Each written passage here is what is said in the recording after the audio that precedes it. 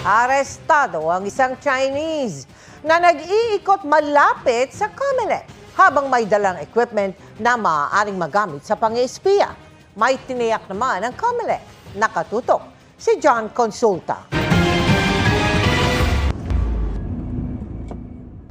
Ito ang surveillance video ng NBI-NCR sa dalawang Chinese habang nag-aayos ng sasakyan sa Makati nitong weekend na pinaniniwalaang may gamit na pang-espiya. 5 araw nang minamatsaga ng galaw ng mga dayuhan. At dahil magpapalit na ng kotse dahil coding na bukas ang kanilang sasakyan, ikinasa ng NBI ang operasyon ngayong araw. So ito nga mga kapuso, patuloy yung ating stakeout dito sa bahagi ng Maynila. Pero ang kapansin-pansin ay nandito sa ating kanan itong mismong Palasyo del Gobernador na tanggapan ng COMELEC, at yung ating target na sasakyan ay nandito lamang sa tawid na kalsada.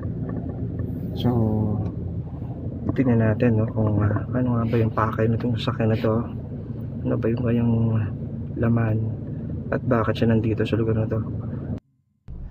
Nang gumalaw na ang sasakyan, hinarang na ito ng NBI.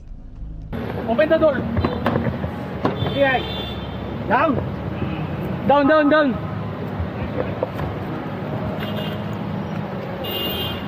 Down, down, down, down, down. Posas, posas. Down, down. Posas, posas. Arestado ang isang Chinese na may tourist visa. Tumambad sa likuran ng sasakyang nirentahan ng Chinese ang umaandar pang equipment na kung tawagin ay IMSI catcher.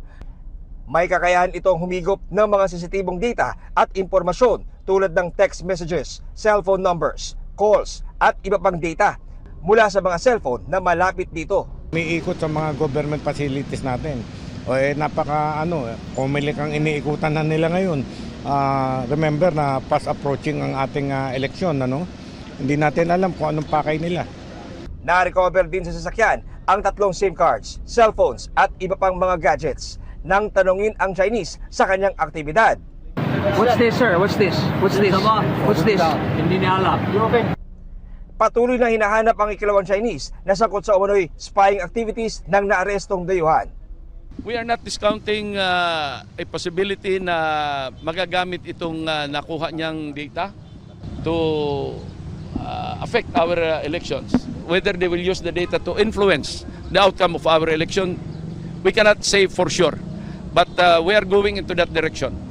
Ayon naman kay COMELEC Chairman George Garcia, walang dapat ipangamba. Wala raw election data sa COMELEC headquarters. Nagsagawa rin daw sila ng test at wala raw na kompromiso sa kanilang system. Dinala na sa tanggapan ng NBI-NCR ang dayuhan at nakumpiskang IMSI catcher para maisailalim sa digital forensic analysis ang mga ito.